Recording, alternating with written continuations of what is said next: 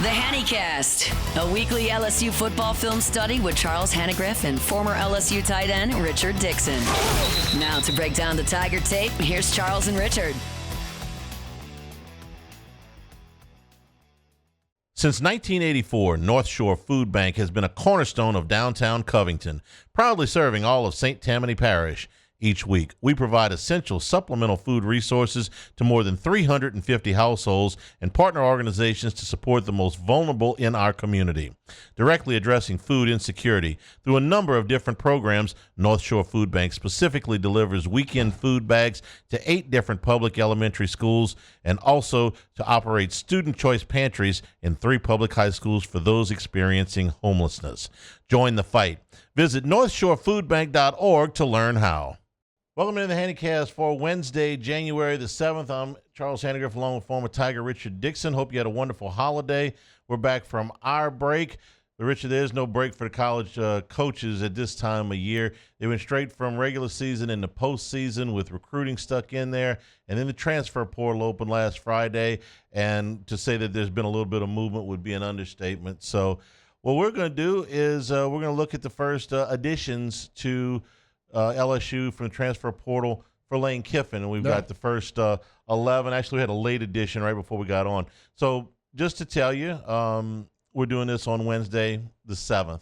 We'll do a series of these until we finish with all of them at the end of the portal. And, Richard, I think that number is going to be in the mid to high 20s before LSU is done. Yeah, I mean, I think LSU's lost 30 to the portal already, 35. You got to replace those guys. And look, you're looking at it, I think, for now, we're seeing a lot of receivers, running backs, offensive weapons, but we still got to get a quarterback. We don't have one on the roster that's, a scholarship guy. I don't know how many offensive linemen we have on the roster at this point. Lost quite a few of them. Fewer than they did. Yeah, I don't think they have really enough to fill it out, but it's something that, I'm addicted to it right now. I'm watching my phone all day, looking at it. I'm trying to see who's the next guy they get. We're going to refrain from talking about the quarterbacks this week because a couple of things are obviously in motion right now. If you're watching this 2 weeks later going, what the deal? Yeah. I get it, but this is where we are. This is what we know right now about what they have. I have heard from friends, listeners, colleagues, and it's all, what about the lineman? What about the lineman? And my stock answer is this, okay? Not the first time Kiffin's done this. Not the first time he's had to rebuild a roster. Not the first time he's changed jobs. Maybe the timing of it's a little bit different than the last time he had to do this, but he understands what they need. He's been looking at that roster for a month before the portal opened. I'm confident he has a plan. If they sign 25 guys and they don't sign any offensive linemen, I will be the first person to get on here and criticize him. But for the moment, I believe he's got a plan. He knows what he's doing. So one thing at a time. Yeah, I mean, he was dubbed the portal king before he got here, and that's what everybody's excited about. He's talked about it. I was a little bit, not frustrated with Kiffin or anything. Like, there were guys we watched at the end of the year that I was excited about. Ori Williams leaving, I thought he played the best out of anybody we saw. Kern, I'm seeing these guys go to SEC schools, and then that's just where you start to get the nervous ticker. Like, okay, well, what's next for us? Who are we getting? And that's what we're going to have to just wait and trust in the process. It's a reasonable concern. And I thought there were some kids there with some talent that would have benefited from a fresh set of eyes on them and maybe some different ways of teaching some techniques. Or an inside run drill that didn't get run until after the coaches left. Yeah. So I understand the nervousness. Let's see how this all plays out. I'm quite certain that Lane Kiffin is aware of the portal of the offensive line deficiencies of last year. We're brought to you by China, in the heart of downtown Hammond, upscale Italian restaurant serving traditional dishes in contemporary fashion, inspired by an abundance of fresh local produce and the ways of old. China creating a unique dining experience using local ingredients and delicious recipes to create an exceptional dining experience while also providing a fresh and inclusive atmosphere that can be enjoyed by everyone in the heart of downtown Hammond, China. And we're also brought to you by the Capital Area USSSA affiliate, Baton Rouge area. Events for all levels of skill. Host league play, rec all-star divisions, double AAA and Major League state and national events. A lot of exciting events lined up for this spring. Contact Lane Petrie for more information, 225-771-9095, 225-771-9095. All right, Rich, let's jump in here. And the first player, we're gonna do this in the order that they came in. So we're going to start out with Jackson Harris, a wide receiver from Hawaii. He was first team All-Mountain West. He led the league in touchdown receptions and yards per catch. 6'3", 205 pounds, originally from Berkeley, California. He spent 2 years at Stanford and then last year at Hawaii. He only had 6 catches at Stanford, so the film we're going to show you is from Hawaii. 49 catches for 963 yards, 13 touchdowns. He only played 10 games. That's 19.7 yards per catch, Rich, and 5 plays of 68 yards or more. And as we talk about, 4 of them were for touchdowns. Yeah, we got 4 wide receivers that we're going to talk about in this deal, and the big playability is what really stands out about them. Well, this is what we've been missing the last couple of years is this guys that we thought we had ability in that could go do it and get down the field, but he's a big guy at 6'2", what you said, 19 yards a catch. I mean, what I've seen in the guys they're going after, I've seen a 19 yards per catch guy, a 17 yards per catch guy, a 16 yards per catch guy. Lane Kiffin's going after big play guys, and this guy's got all the size and the ability to do it. He looks like he's going to fit in. Kind of reminds me of a receiver that Lane had at Ole Miss 2 years. Was it Trey Harris? Trey Harris. Similar to me, similar body style and the style of play. He's a guy that, he looks the part. And for the record, I think that LSU might have been able to go down the field a little bit more to guys like Barian Brown and Chris Hilton had Garrett Nussmeier not been hurt. I think that'll be the epitaph of this season is the deep game was compromised because he wasn't able – well, it wasn't even his fault. He just was not able to throw the ball down the field with the kind of authority that he had the year before. Yeah, and we look, Chris Hilton had a lot of ability, but we spent 2 years waiting on Chris Hilton. We did. There's a lot of plays down the field that he was uncomfortable with. He wasn't as smooth down the field, high pointing the ball, running through the catch. He's a guy that looked the part, but we never got the play out of him. And I'm not taking anything away from this year. Was like the offensive line struggled to get us down the field, and Nussmeier not being healthy wasn't allowed to have the guy to throw it to him. But these are guys that this guy's got more on tape than Chris Hilton ever had. This is stuff that you've seen put into play. He's a guy that you're going to expect a lot out of. And I understand this is against mostly Mountain West competition. This is against Stanford, but most of this is against Mountain West competition that we're watching. But you're seeing a lot of different things. You're seeing him make some contested catches. You're seeing him beat some people deep. You're seeing him with the run after the catch ability. So there's a lot to like about Jackson Harris. There's a big one right there. I mean, you saw him run comeback routes. You saw him run scramble drills. You saw him run go routes, high point the ball. There wasn't one thing in the aspect of the game that he didn't do in the clips that we watched. I know that Lane Kiffin runs an offense that gets receivers open.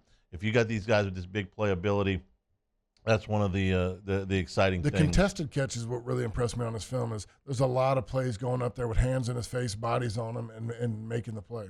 Was the number 1 receiver for Hawaii this past year. I'll take that one to the end zone. All right, the next player we're going to talk about is a running back. This is Racine Gillery from Utah.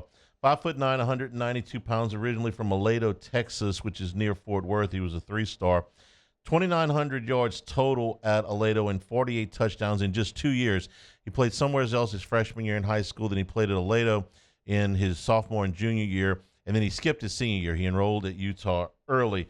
Now, he did not play very much. He only had 1 carry for Utah this past year. So this is high school film from him back at Aledo, and you're going to see a guy that's very elusive and can catch the football. He had over 350 yards of receiving yardage and 6 touchdowns in addition to all the yards he had on the ground. So I obviously not a heavy-duty back, but we've seen Kiffin also with backs that can catch the football, that you can do a lot of things with, and he was a pretty highly recruited guy, ended up going to Utah early, and LSU's running backs room is in need of some reinforcements. Only Harlem Berry is coming back. For this guy, to me, he looks like a good running back. We're watching high school film right now, and it's really hard for me to judge. But the one thing that I'm going to take into account is I played football with Kevin Smith at Detroit. Kevin was a guy I looked up to my rookie year in Detroit. I knew the type of guy he was. He was a leader in the room. The way he commanded the offensive side of the ball, I'm going to trust his evaluation. You go back to Lane Kiffin and Kevin Smith, since they've been at Ole Miss, I want to say they've led the SEC in rushing 2 of the last 3 years, been in the top 3 every year they've been together. They know what they're looking for. They know the guys they're going after. This is an evaluation that you got to just trust the guys that are looking at the film. And, for Utah, here's what I know about, Kyle Whittingham is going to Michigan now, but that program always seemed like it had older kids, some kids who had gone on missions, some of, Pacific Islander descent that were older kids. A 17-year-old kid going in there expecting to play right at the beginning probably wasn't realistic. So I'm not surprised that he did not play a lot as basically a high school senior. The one thing I know about Utah is those guys run the ball. They've always had good running backs. I mean, every game I've watched is usually, later in the year, they've had some thumpers in there that have been good at running the ball. Their evaluation, they haven't missed a lot on running backs. We're brought to you by Dependable Storage with 8 locations across Louisiana and 1 in Gulfport, Mississippi, matching any competitor's pricing and convenient online rentals and payments. Free use of the moving truck for new rental move-ins. Clean, secure, and conveniently located facilities. Check out the website at dependablestorage.com for locations, pricing, and rentals. Like Skip Burtman always says, Dependable Storage, we want your stuff.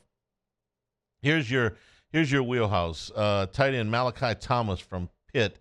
6'4", 240 pounds, 2 seasons at Pitt. Did not use him a lot in the pass game. My style of tight end at LSU. A little bit. 15 catches, 214 yards, and 3 touchdowns. So we've got just a little bit of film on him. This is a game they played against East Carolina. Here's one against NC State. You see him catch the ball out in the flat there. Good-looking 82. I wore 82 for a couple of years. There's some 82 jerseys somewhere in Mississippi with your name on them that never got sold after you changed to 18, right? They're still in the storage bin for Hibbett Sports in the Gulf Coast. I think we've got all 15 catches that he had while he was at Pitt's Pitt. always had some good tight ends. Nate Bynum was a guy I played with. If you go look at what Pitt's done traditionally, we got a lot of tight ends drafted in the NFL. So I think that he's got a lot of ability. He looks very fluid. Can move well. Like you said, he had 15 catches in his career over there. Yeah. But look, you need another bigger body. Go back to watch the Ole Miss film we broke down. They didn't have a lot of true tight end, hand in the ground guy that's going to be on the ground. The guy that we talked about when we broke down that last film was a lot of like H-back, a guy that was moving in, kind of slot over like a fullback, could lead block, could get out on the outside, reach block. They look for smaller guys that can move and get on the outside of the offense. Next player we're looking at is another wide receiver. This is Trey Brown from Old Dominion, 6'2", 180 pounds, 1 season at Old Dominion. He has spent his previous year at Hutchinson Junior College in Kansas. They won the national championship that year.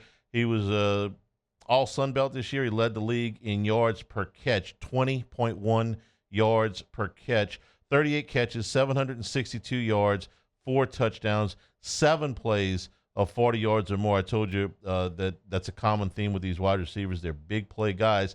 And another cool stat on him, his biggest game of the year was when they played James Madison, who made the playoffs. He had 4 catches for 138 yards and 2 touchdowns against James Madison, including a 98-yard touchdown. Trey Brown, who has good size and an awful lot of production this year for ODU. By the way, the quarterback ended up transferring. Colton ended up transferring to Wisconsin. He was somebody that, let's just say I had heard his name quite a bit with the old staff about potentially being a transfer portal target. He ended up at Wisconsin, kind of a quarterback that Lane Kiffin could have done something with, but they're going in a different direction there. But Trey Brown had an awfully good year. It's another tall guy, rangy. When you watch this film, he runs go routes, post routes, slant routes. I mean, he's a guy that's going to try to make 1 or 2 moves, get down the field, beat you with speed. But like you said, there's a theme of the receivers that they're going out and getting. What's this guy? This is the 98-yarder right here. No, I'm sorry. But that's a hell of a catch, the diving catch, the play and contest. I'm looking at the wrong one. The 98-yarder was against James Madison. So you're looking at a guy that a little vertical. He's a vertical deep threat. You averaged 20 yards a catch. So he averaged 20? 20.1. Okay, the other guy averaged 19? 0.7. There's a pretty solid theme going on with these guys. I would say so. All right, we're brought to you by Town Square Pizza. For pickup or delivery downtown Baton Rouge on North Boulevard. Delicious, personalized pizza with unmatched speed. For you out-of-towners, they're open Monday through Saturday from 11 until 8. Actually, if you're in town as well. If you work in downtown, Town Square Pizza can get you in and out if you got a limited amount of time for lunch. Town Square Pizza, and the king cakes are coming from Mardi Gras. They have multiple flavors of king cakes. I had this. Think about that warm bread that they use for the pizza, except put it in a king cake. Absolutely knock your socks off. Looking forward to that. At Town Square Pizza in downtown Baton Rouge. Move over to the defensive side of the ball here for the next couple, and I think you're going to like this film of Tai Benfield, who is from Boise State, 6'2", 205 pounds, originally from Altadena, California, 3 years at Boise State. First team All-Mountain West, 105 tackles, 8.5 tackles for loss. This is a safety now. 8.5 tackles for loss. That was last year. Yeah. That's not career. I'm going to give you his career numbers in a minute. 2 interceptions, 1 forced fumble, 1 fumble recovery. Basically, I don't think he started the very first game for Boise State, but he was in the first month, became a starter and basically a 3-year guy. 235 career tackles, 18 tackles for loss, 3.5 sacks, 5 interceptions, 16 passes defensed. LSU hit the jackpot with the safeties in the portal last year. I think they got another one good one here in Tai Benfield. He's my favorite player we've got so far, just from the film I've seen. He plays he reminds me of Halsey. Like, he plays downhill, plays heavy. He lays the hits. There's a lot of clips that I saw online about him blowing up guys in the backfield. He's a guy that, to me, he's 6'2", 205. Yeah, he's about 4 inches taller than Halsey. He's a big body guy, but think of what we're trying to replace right now. I mean, he's a guy that would you roll Spears down in the star position? Would you put him in the star position? I mean, because we feel pretty good about getting Cooley back, Spears back, add this guy to the mix. One of them could play star for me, and I think that you couldn't go wrong either way. You know how much I liked Halsey last year, and I love the film that I've seen on this kid too. So they have done the job. The aggressiveness is what reminds me of Halsey, like not size wise, but the way they fly up and just use all their body and lay it on the line. You think Blake Baker's excited watching this guy? I think Blake Baker watched this film. Was like, we just had a guy that looked kind of similar to this that did really well for us. And I look at this kid and I say, this is somebody who's going to play in the NFL for a while. I mean, he looks like an NFL safety to me from a size standpoint, from an aggressiveness standpoint. There's nothing I don't like. It's been my favorite film to watch so far because all right, from Boise State, another all-conference. First team all-Mountain West. I don't know if I mentioned that the first time. All right, the next player you're going to see is defensive lineman Stfilin Green from Clemson. 6'4", 290 pounds, 2 years at Clemson, 34 tackles, 3.5 sacks. He only played in 7 games last year. Some of this footage that you're going to see was against his biggest LSU. game was against LSU, I think, statistically wise. When you're going to see here that there was a number of plays that he made. He fought some injuries, so he didn't play. He only played a little better than half the season. Here's one of the plays that you're going to see where he stops he did a great job pass. Scraping the offensive line, keeping their hands off of him, sliding with the play. That's not the only play you're going to see him against LSU. Here's number 90 for Clemson. Clemson didn't have the year they wanted either. Here's another play against LSU. And plays with his hands well, keeps his head out the chest. Plays with good technique. LSU having to replace a number of defensive linemen. At 6'4", 290, played primarily on the interior, but you may see him flex out just a little bit, maybe some 5 technique. He's a little bit smaller, but he reminds me of Gillery. The way that he plays the line, doesn't lose ground, is not necessarily penetrating a lot, but he is playing with his hands well and keeping his head out to find the ball. 2 years at Clemson. That's a pretty good inside move on Bill Belichick in North Carolina there. Another one where he got a lot of collapses push. the interior, like we saw out of Stfilin Green. All right, the next player we're going to look at is running back Rod Gainy Jr., 6 foot, 185 pounds, out of Charlotte. I'm just going to tell you right now, Charlotte was not good this year at all. They were 1-11, and they were just a bad football team. So Gainey was not exactly running behind the old Dallas Cowboy lines blocking for Emmitt Wasn't Smith. running behind LSU's No, 74 carries, 260 yards, 3.5 yards per carry, 1 touchdown. He caught 16 passes, but for only 64 yards. He's 1 year out of Tampa Bay Tech. He was the number 124 prospect out of Florida in 2024. So you get one play here. This is pretty much what we could find. This wasn't a whole lot of real good tape on Charlotte this year. I apologize, but I wanted you to get a look at him. This was his best run of the season, and that's it. Yeah. I'm sure they've seen a lot more film on him, but that's what we had available to us.